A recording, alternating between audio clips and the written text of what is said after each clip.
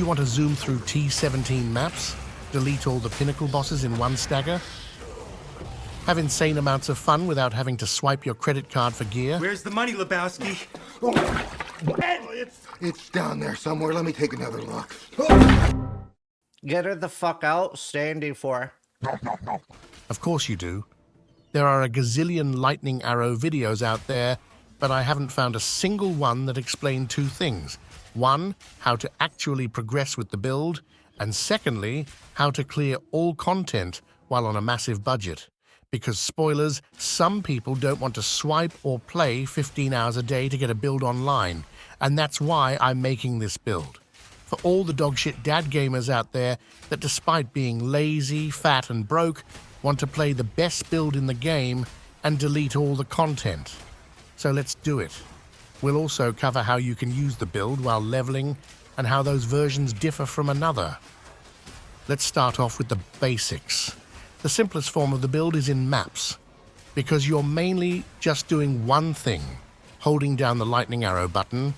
The lightning arrow will then in turn trigger both your Herald of Thunder and Herald of Ice.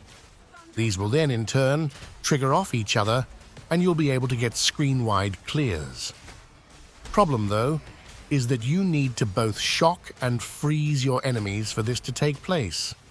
Shocking isn't really an issue, it happens automatically as lightning arrow deals mainly lightning damage. Freeze, on the other hand, becomes a problem when you have shitty gear. Because the less cold damage you have, the less freeze you deal. This, along with actually staying alive, was the biggest problems I had trying to farm on a budget. And when it comes to freezing, if you don't freeze consistently, then you're not gaining Ice Bite, and in turn, dealing even less cold damage and freezing. Fortunately though, there are some neat tricks we can use to freeze enemies easily, and trigger our Herald of Ice each lightning arrow. The next problem, survivability, is always a problem on a budget. Typically you'll run max life and evasion and hope for the best. But what sucks ass about evasion is its massive diminishing returns, meaning it will become progressively more difficult to stack it up. On top of that, you'll require acrobatics to avoid all hits, which in turn forces you to gain even more evasion. And if you don't have enough of it, well then you're fucked. So what we're instead doing here is twofold. First, we're going ham on the energy shield and max life. You should easily be able to grab 2,000 life and with upwards of 4,000 to 6,000 energy shield when buffed up. Because there are two ways to avoid shitty on death explosions and annoying enemies. One, getting good. And Lord knows I'm not going to do that. And secondly, stack those defensives to the fucking moon. All right, friends, let's check out all the gems now, shall we? Because there are a bunch of important interactions you need to know about. Starting us right off with the easy stuff, Big Hecking Dam. For our lightning arrow, which we're only using for mapping, we are simply stacking as much damage as possible. We use Heft for additional physical damage, which lightning arrow transforms into lightning. We use Rising Tempest for a hefty damage bonus, as we'll use both cold and lightning skills, and martial tempo for attack speed. And then finally, cold penetration. Why the hell are we using this? Well, shit, because we got barely any cold penetration in the passives or on the gear. We'll also transform the lightning arrow to deal a bunch of cold damage for the freeze, and then we'll boost it further via the cold penetration. And how do we turn lightning arrow into a cold skill to freeze? We do it in several ways. For starters, we stack cold damage wherever we can, namely bow and quiver.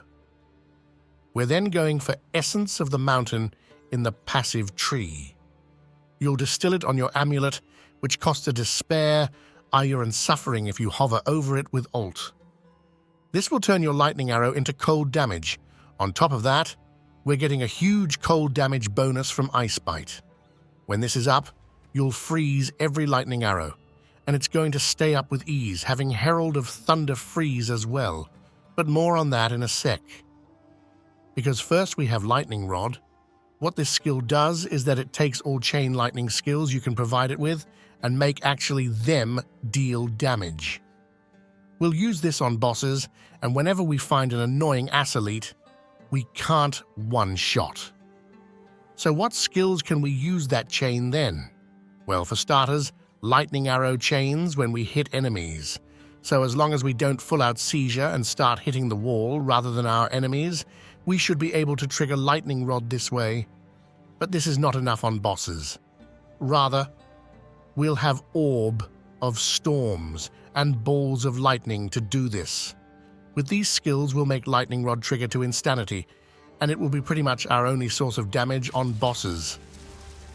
To boost its damage further, we use Scattershot to gain additional lightning rods, concentrated effect, which reduces our AoE but provides us with more damage, perfect for bossing. Close Combat, which will grant us additional damage as we crawl up into the boss's arsehole. And finally, Primal Armament for additional damage. Easy as that. Next up we have Orb of Storms. The higher level you have here, the more it chains and in turn allows you to deal more damage via Lightning Rod. The damage from the orb itself is negligible though. But as this thing costs a shit ton of mana when upgraded, I typically chug a mana potion just as I drop the skill down to offset the cost. We then make sure to gain as many chains as possible for more damage. We do this first via Overabundance, which grants us an additional ball. We can then combine this with Unleash. This gathers both of those massive balls of yours and unleashes them both at once so you won't have to. We then have Chain, which will chains the skill even more. And finally, Font of Rage. As long as we're standing within the balls, we'll gather Rage. Once the thing has been up for a few seconds, we're gathering 30 Rage, which equals 30% Big Hecking Dam, which equals a massive schlong. This is easy peasy to keep at 30 when nuking pinnacle bosses as well. You can just stack up the 30% damage before entering, drag the thing along to the boss, and then drop it down. This will allow for a 30% permanent buff on the boss, which is crazy strong. Next up is Cast on Shock. I'm not using this when mapping at all. I'm actually turning it off and socketing additional support gems in my Grim Feast instead. And why is that? Well, it doesn't do shit when mapping. We're socketing lightning balls into it, which does absolutely zero damage unless we have lightning rods on the ground. And when I get to a boss, I'm just swapping back from Grim Feast to use it, as on bosses Grim Feast is useless instead. One click of a button, and you're in turn also saving having to grab a fuck ton of spirit on your gear. Lovely, huh? Damn right. In any way, I'm socketing 2 balls along with energy retention to trigger gain additional energy in combination with impetus for even more energy, because the more energy, the more balls. And we sure love balls. Here's an important thing though, or rather 2 important things. First, the only thing you're gaining if you actually level up your balls is additional damage from the balls. And what is 0 multiplied with additional damage? Correct, it's 0. So there's no point in having high-level balls. It will simply just drain more mana as we're only using them to trigger our lightning rods. And secondly, when mapping, I actually only have 1 ball in. What a shocker, huh? I'm keeping one of those big juicy balls in my stash instead and socketing inspiration. What this allows me to do is spam lightning arrow and trigger the balls just enough to kill every single map boss without running out of mana. This is a massive issue typically, but this way you can solve it no problemo when mapping.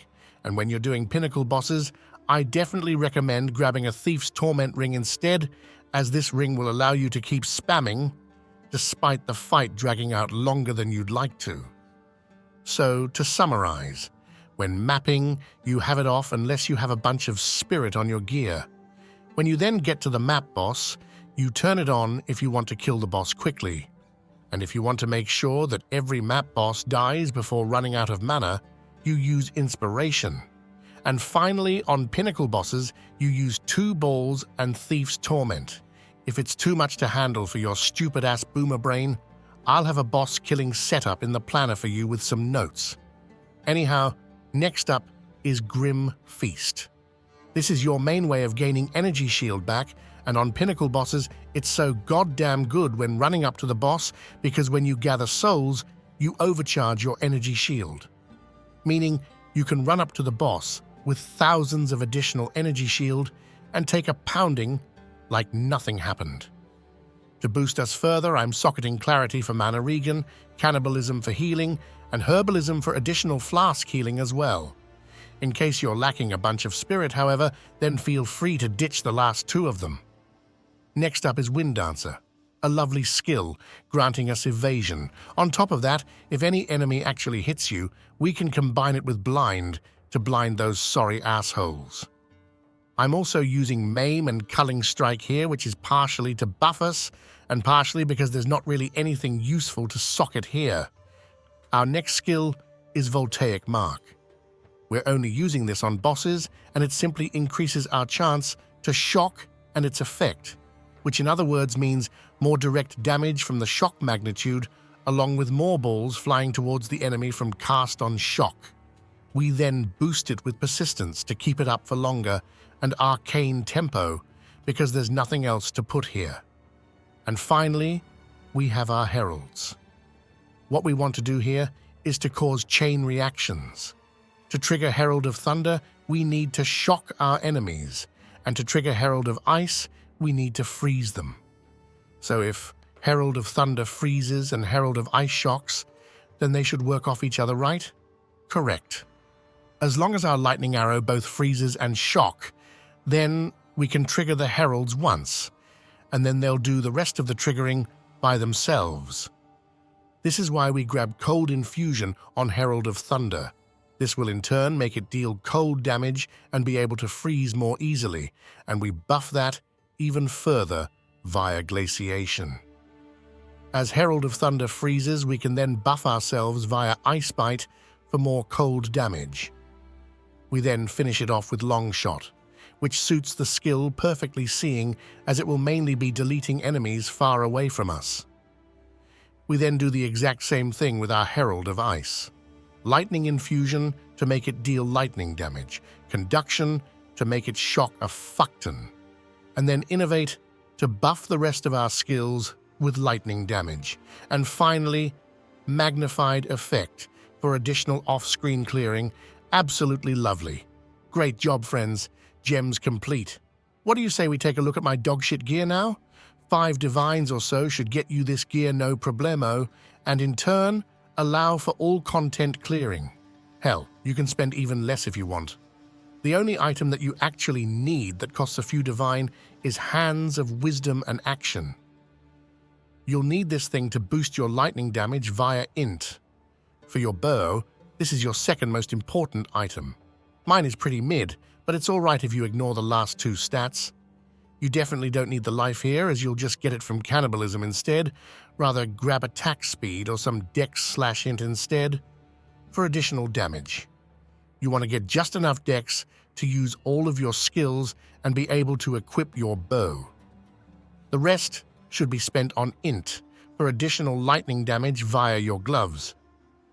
And of course, try to get as much cold damage as possible here. It will help a bunch with the freezing. Next up is the Quiver. You'll need some mana regen, and a mana per kill will do the trick in combination with some mana leech for sure.